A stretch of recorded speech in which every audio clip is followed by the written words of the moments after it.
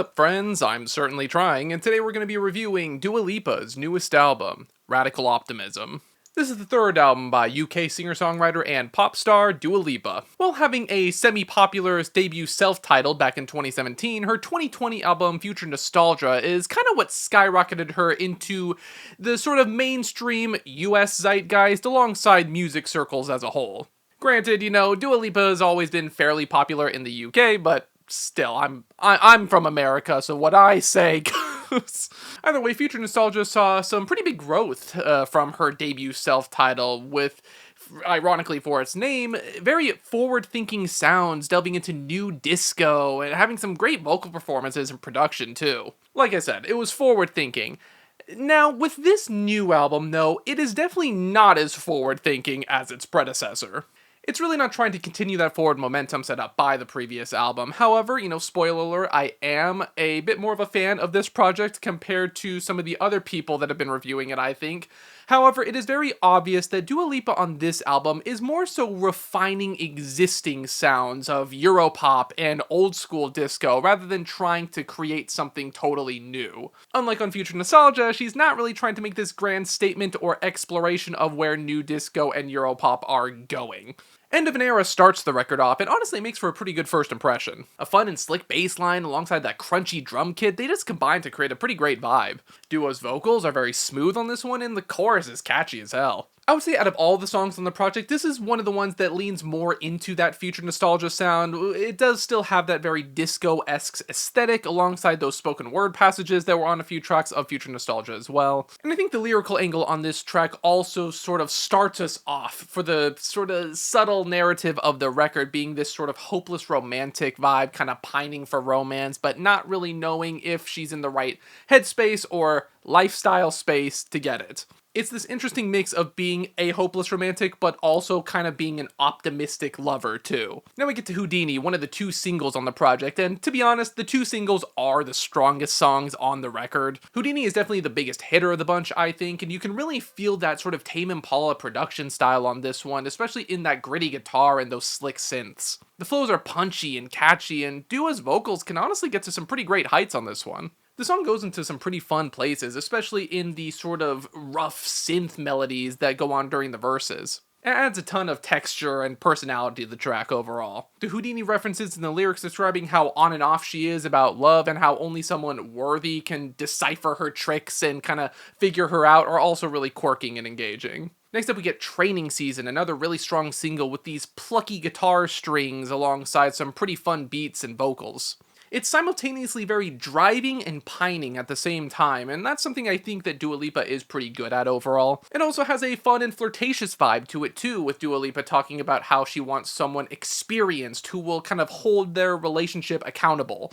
I'm also really digging the end of the chorus as we're kind of building into this bait and switch as we go back to the more relatively low-key verses. It's a great build-up that I think also really expresses the lyrics and how Dua Lipa is talking about how she is really building this person up, thinking that they might be the one, only to kind of prepare for maybe some inevitable disappointment. These Walls is honestly another pretty fun one, a very moody and pining love song featuring these electric guitar passages. It also has this low-key angle that I think really fits the more kind of intimate lyrical setting that we're going for here. This song also is one of the examples on this record that I think makes me think of Radical Optimism is more like a mature version of her debut self-titled rather than an extension or sequel to Future Nostalgia. It deals with more similar lyrical themes alongside having a bit more of a contemporary pop focus like on her self-titled debut in comparison.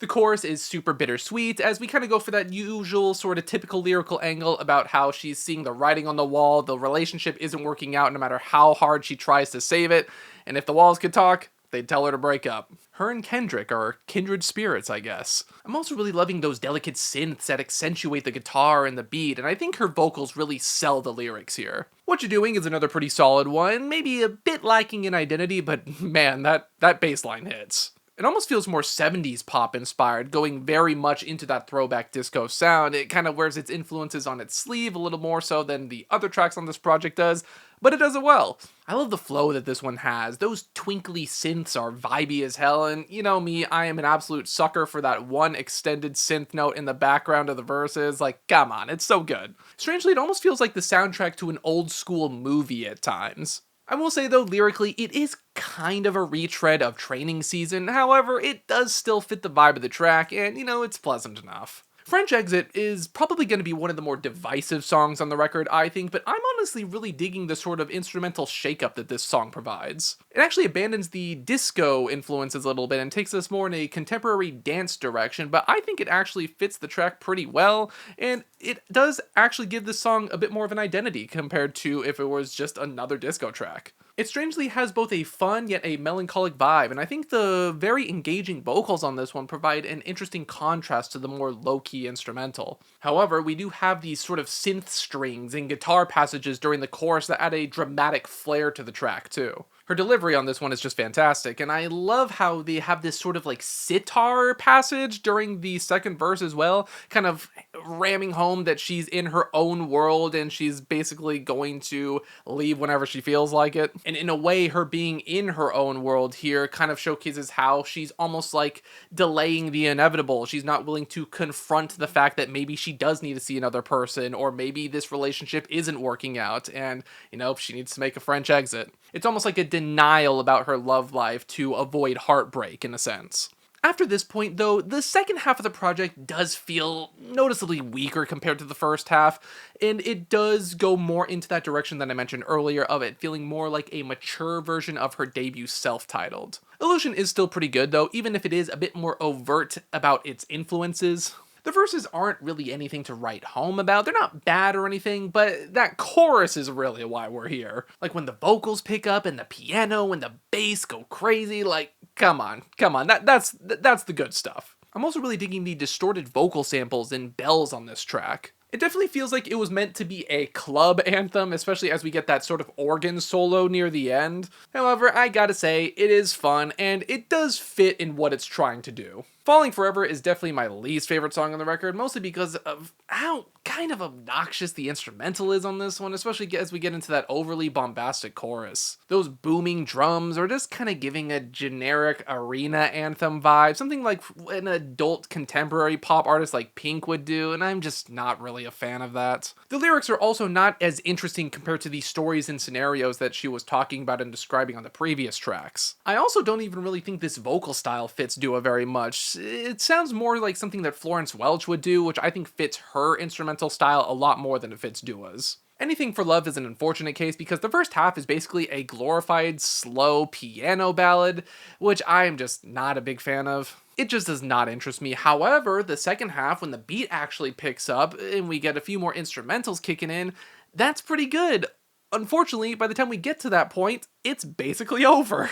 The slow piano ballad vibe just does not really fit the record at all, and despite being an intermission, I actually think it kind of hinders the pacing more than it helps it. Maria kind of goes back to the acoustic dance vibes of French Exit, however, we do get a bit more of those disco influences coming in, especially in the bass. I'm really digging the modern dance influences on this one. It almost sounds like something that a modern Pet Shop Boys would do, and I just think it's really fun. The lyrics are also pretty interesting, basically describing and talking to her lover's past girlfriend, thanking her for basically making her partner a better lover. It also kind of describes how relationships kind of build on one another and how, you know, you get better at relationships the more you have, even if it is unfortunate for the people that you've dated in the past. It's honestly not a lyrical angle about love that I see too often, and I think this is a pretty cool and mature take on it. Happy For You ends the album, and while it's not a terrible track or anything, it doesn't really end on a note that I think this album deserved. It kind of reminds me of Boys Will Be Boys from the last record, where I think the lyrics are pretty good, however the instrumental just doesn't really hit me all that much. The instrumental overall has a lot of the problems that I do have with contemporary dance music, with very sparse verses, very bombastic choruses, and kind of lackluster synths. Dua's vocals are still powerful, and I, again, do like the lyrical angle of how Dua Lipa is basically happy that her partner and her ended on good terms, and, you know, she's wishing them well, and she's glad that they can both be happy in their new lives, but the instrumental just does not back this up all that well. It's mostly because I think this feels very generic for the last note of the project. Now, knowing some of the background that Dua Lipa has given us about this album, it definitely seemed like it was supposed to be more experimental than it actually ended up being. With production handled by Danny Harle and Tame Impala's Kevin Parker, I'm honestly a bit disappointed that we didn't get more of her supposed influences like trip hop and primal scream.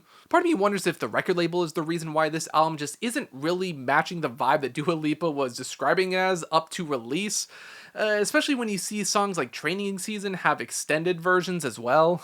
It's one of those things where, we might see a sort of extended version of the album come out down the line, and maybe then we'll actually experience those influences that this album supposedly had in production. Overall, though, this album ends up being a pretty refined Europop experience, kind of like the modern Pet Shop Boys sound that I mentioned earlier in the review. It's not reinventing the wheel, and I guess it is a bit disappointing, especially coming off of Future Nostalgia, but you know what? It's good for what it is, and I had fun listening to it. I'm feeling a light 7 on Dua Lipa's Radical Optimism. Of course, you do have to talk about album covers on this show, and this album cover, it's okay, I guess. It's kind of generic, to be honest. It has that sort of like summery Europop vibe, so I guess it does fit the project, but the imagery itself is just nothing really to write home about. Color scheme's pretty nice, but I actually much prefer the lenticular cover of the physical version of the record.